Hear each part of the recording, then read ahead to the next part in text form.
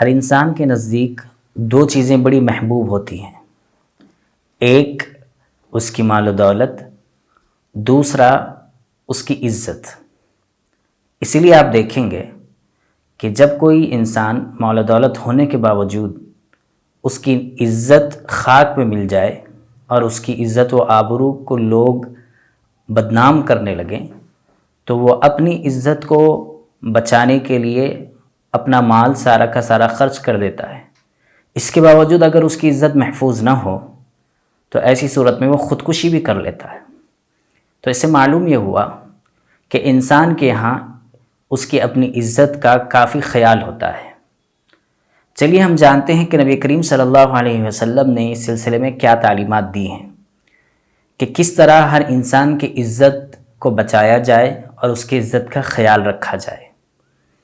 آپ صلی اللہ علیہ وسلم جب روم کے بادشاہ کو خط لکھ رہے تھے تو اس میں آپ صلی اللہ علیہ وسلم نے اس کے نام کے ساتھ لکھا عظیم الروم، الی عظیم الروم، کہ روم کے مرد مجاہد، روم کے بادشاہ کو یہ خط لکھ رہا ہوں۔ صحابہ اکرام رضوان اللہ تعالی علیہم اجمعین کو اس پر بہت افسردگی ہوئی، بہت رنجیدہ ہوئے کہ آپ اس کو بلا وجہ کیوں عزت دے رہے ہیں۔ آپ صلی اللہ علیہ وسلم نے اس وقت کہا کہ یہ اس کا مقام ہے جو اسے دیا جانا چاہیے، اور وہ اپنے ماتحتوں کے درمیان میں اسی طرح جانا جاتا ہے، اس لیے میں نے بھی اس کا احترام کیا۔ اس سے معلوم ہوا کہ ہر انسان کا اپنا احترام اور اس کی عزت ہوتی ہے، اس کو برقرار رکھنا چاہیے۔ یہی ایک واقعہ نہیں ہے، اس کے علاوہ اور واقعات ہیں۔ آپ صلی اللہ علیہ وسلم نے جب ہرقل کو خط لکھا تو اس موقع پر خط میں ایک لفظ آپ صلی اللہ علیہ وسلم نے لکھا، ان تتولوا، اگر تم اس دین کو نہیں مانو گے اور ان تعلیمات کو نہیں مانو گے تو ایسی صورت میں تمہیں کیا نقصان اٹھانا پڑے گا۔ اس میں آپ صلی اللہ علیہ وسلم نے ان کفرتم کا لفظ استعمال نہیں کیا، اگر تم کفر کرو گے، اگر تم انکار کرو گے، بلکہ لفظ استعمال کیا ان تتولوا، کہ اگر تم پیچھے ہٹ جاؤ گے تو اس کا نقصان تمہارے ساتھ ساتھ تمہاری قوم کو بھی اٹھانا پڑے گا۔ یہاں پر بھی آپ صلی اللہ علیہ وسلم نے اس کی عزت نفس کا خیال رکھا۔ کیوں؟ اس لیے کہ اگر ان کفرتم کا لفظ استعمال کرتے تو اس پر بڑا گراں گزرتا، شاق گزرتا۔ یہ دو واقعات ہوئے۔ آگے چلیے ہم دیکھتے ہیں اور باتیں۔ آپ صلی اللہ علیہ وسلم نے کسی کے گھر میں جب کوئی شخص ملاقات کے لیے جائے اور نماز کا وقت ہو جائے اور گھر میں جماعت بنانی پڑے تو آپ صلی اللہ علیہ وسلم نے فرمایا کہ جو شخص گھر کا مالک ہے اس کو امامت کے لیے آگے بڑھاؤ، اس لیے کہ وہ زیادہ حقدار ہے۔ اور اسی طریقے سے آپ صلی اللہ علیہ وسلم نے فرمایا کہ جب کسی سے ملاقات کے لیے جاؤ، کہیں آفس، کہیں کسی کے گھر، کہیں کسی کی خاص نشست ہو جہاں پر وہ بیٹھتے ہوں اور ان کی جگہ متعین اور مخصوص ہو، تو ایسی صورت میں تم وہاں جا کر مت بیٹھو، اس لیے کہ وہ اس کی جگہ ہے، اور اس پر زور دیا۔ اس سے بھی معلوم ہوا کہ آپ صلی اللہ علیہ وسلم نے ہر شخص کا جو اس کے گھر کے اندر احترام باقی ہے، اس احترام کو باقی رکھنے کی تعلیم اور تاکید کی۔ آگے اور دیکھیے، اس کے ساتھ ساتھ آپ صلی اللہ علیہ وسلم نے یہ بھی ارشاد فرمایا، قرآن کی تعلیمات ہیں، لا يسخر قوم من قوم عسى ان يكونوا خيرا منهم، کہ کوئی شخص کسی دوسرے شخص کا مذاق نہ اڑائے۔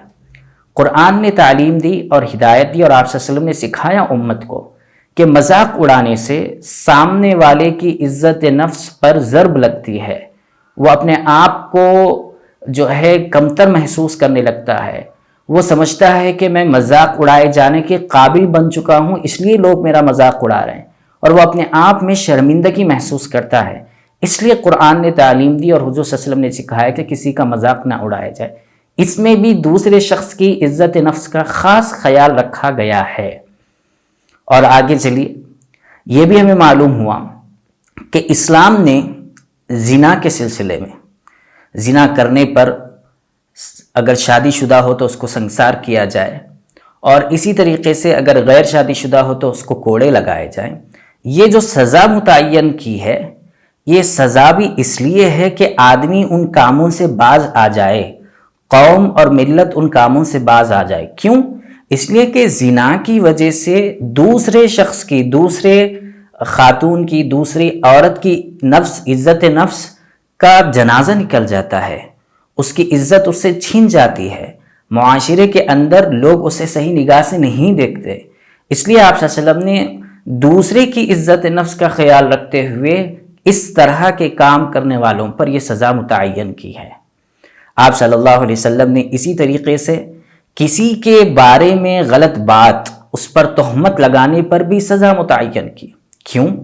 اس لیے کہ غلط بات بولنے یا دوسرے کی طرف غلط بات منسوب کرنے کی وجہ سے جو شخص جس پر یہ بات لگائی گئی ہے، تہمت لگائی گئی ہے، اس کی عزت نفس کا جنازہ نکل جاتا ہے، لوگ اسے برا بھلا سمجھنے لگتے ہیں اور اسے برا بھلا کہنے لگتے ہیں۔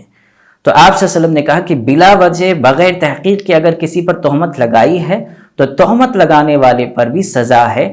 کیوں؟ اس لیے کہ یہ شخص آئندہ کسی کی عزت نفس کے ساتھ کھلواڑ نہ کرے، اس لیے آپ صلی اللہ علیہ وسلم نے اس سے بھی منع کیا اور اس پر سزا متعین کی۔ اسی طریقے سے آپ دیکھیں گے کہ شراب بیچنے والے، شراب لے جانے والے، شراب کو رکھنے والے اور شراب پینے والے پر لعنت بھیجی گئی ہے۔ اس کے ساتھ ساتھ شراب پینے والے پر سزا بھی متعین کی گئی ہے۔ کیوں؟ اس لیے کہ شراب پی کر آدمی اپنے آپ میں نہیں رہتا، وہ جو کچھ منہ پر آتا ہے بولنے لگتا ہے، وہ جو کچھ گناہ چاہے کرنے لگتا ہے۔ اس سے بھی دوسرے کی عزت نفس کا جنازہ نکل جاتا ہے، دوسرے کی بھی عزت نفس کو خطرہ لاحق ہوتا ہے۔ اس لیے آدمی ایسی چیزوں کے قریب ہی نہ جائے، اس لیے اس پر یہ سزا متعین کی گئی۔ اس میں بھی دوسرے کی عزت نفس کا خیال رکھا گیا ہے۔ یہ وہ تعلیمات ہیں اسلام کی جو اسلام نے اپنے ماننے والوں کے لیے دی ہے، پوری انسانیت کے لیے دی ہے، اور یہی تعلیمات کو صحابہ نے لیا اور اس پر عمل کر کے بتایا۔ آپ دیکھیں گے کہ صحابہ کرام رضوان اللہ تعالی علیہم اجمعین کے دور میں آپ صلی اللہ علیہ وسلم کی سکھائی ہوئی تعلیمات پر کتنا عمل ہوا کرتا تھا۔ حضرت عمر رضی اللہ تعالیٰ عنہ کا دور ہے اور ان کے دور میں حضرت عمرو بن عاص رضی اللہ تعالیٰ عنہ گورنر ہیں مصر کے، اور اس وقت میں حضرت عمرو بن عاص رضی اللہ تعالیٰ عنہ کے صاحبزادے محمد رضی اللہ تعالیٰ عنہ نے ایک مصری کو تھپڑ مارا۔ دوڑ چل رہی تھی، اس میں کچھ معاملہ پیش آیا جس پر انہوں نے بلا وجہ دوسرے شخص کو، مصری شخص کو تھپڑ مارا۔ یہ معاملہ حضرت عمر رضی اللہ تعالیٰ عنہ کے پاس پہنچا کہ حضرت محمد رضی اللہ تعالیٰ عنہ جو کہ حضرت عمرو بن عاص رضی اللہ تعالیٰ عنہ کے بیٹے ہیں، انہوں نے مجھے تھپڑ مارا ہے۔ تو حضرت عمر رضی اللہ تعالیٰ عنہ نے حضرت عمرو بن عاص اور ان کے صاحبزادے کو بلایا اور دونوں کو کھڑا کیا اور اس مصری سے کہا کہ حضرت محمد جو عمرو بن عاص رضی اللہ تعالیٰ عنہ کے صاحبزادے تھے ان کی پٹائی کرو اور انہیں تھپڑ مارو۔ تو اس مصری نے بدلے کے طور پر ان کو مارا، اور اس کے ساتھ ساتھ حضرت عمر رضی اللہ تعالیٰ عنہ نے کہا کہ حضرت عمرو بن عاص رضی اللہ تعالیٰ عنہ کو بھی سزا دو، اس لیے کہ ان کے نام کی وجہ سے، ان کے گورنر ہونے کی وجہ سے ان کے بیٹے کے اندر تھوڑا سا شان و شوکت آ گئی، جس کی وجہ سے اس نے بلا وجہ تم پر ہاتھ اٹھایا ہے۔ ان کو بھی اگر یہ کرو گے تو پھر آئندہ اس کے یہ نہیں ہوگا۔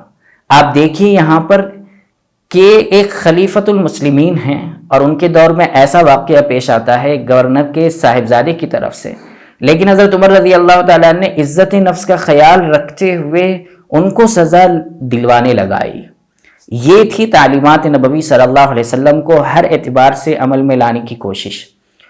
اور یہی ایک واقعہ نہیں ہوا، بلکہ حضرت عمر رضی اللہ تعالیٰ عنہ کے دور میں حضرت ابو موسیٰ اشعری رضی اللہ تعالیٰ عنہ یہ کوفہ کے گورنر تھے، اور اس زمانے میں کسی نے مال غنیمت جب آیا تقسیم ہونے لگا تو ایک صاحب نے اپنے مال غنیمت کا جو ان کا حصہ آیا تھا اس سے زیادہ مانگا۔ یہ مانگنے پر حضرت جو ہے ابو موسیٰ اشعری رضی اللہ تعالیٰ عنہ نے مانگنے والے کو 20 کوڑے سزا دی، چونکہ وہ زیادہ مانگ رہا تھا۔ یہ معاملہ بھی حضرت عمر رضی اللہ تعالیٰ عنہ کے پاس پہنچا تو حضرت عمر رضی اللہ تعالیٰ عنہ نے حضرت ابو موسیٰ اشعری رضی اللہ تعالیٰ عنہ کو کوڑے لگوائے کہ آپ نے صرف مانگنے پر کیوں کوڑے لگوائے تھے۔ یہ سزا جاری کی، اور اس وقت نہیں دیکھا جاتا تھا کہ کون کس عہدے پر ہے۔ اگر ناحق کسی کے ساتھ، اس کی عزت نفس کے ساتھ کھلواڑ ہوتا تھا تو اس پر سزائیں برابر دی جاتی تھیں تاکہ انسانیت کا احترام باقی رہے، عزت نفس کا خاص خیال رکھیں۔ یہی تعلیمات ہمیں بھی ملتی ہیں۔ آج ہم اپنے معاشرے کے اندر کتنی لوگوں کی عزت نفس کے ساتھ کھلواڑ کرتے ہیں، نہ جانے کس پر تہمت لگا دیتے ہیں، نہ جانے کسی کی طرف غلط بات منسوب کر دیتے ہیں، نہ جانے کس کس کا مذاق اڑاتے ہیں اور کیسے کیسے مذاق اڑائے جاتے ہیں۔ یہ تمام چیزیں وہ ہیں جو ہمیں اپنی آخرت کے اعتبار سے گمراہی کی طرف لے جا رہی ہیں، اس لیے ہمیں بچنا چاہیے اور سیرت محمدی صلی اللہ علیہ وسلم کی روشنی میں اپنی زندگی کو صحیح طور پر گزارنے کی کوشش کرنی چاہیے۔ یہ تمام باتیں اور اس کا خلاصہ آپ النبی الخاتم ومننہ علی البشریہ نامی کتاب کے اندر بھی دیکھ سکتے ہیں۔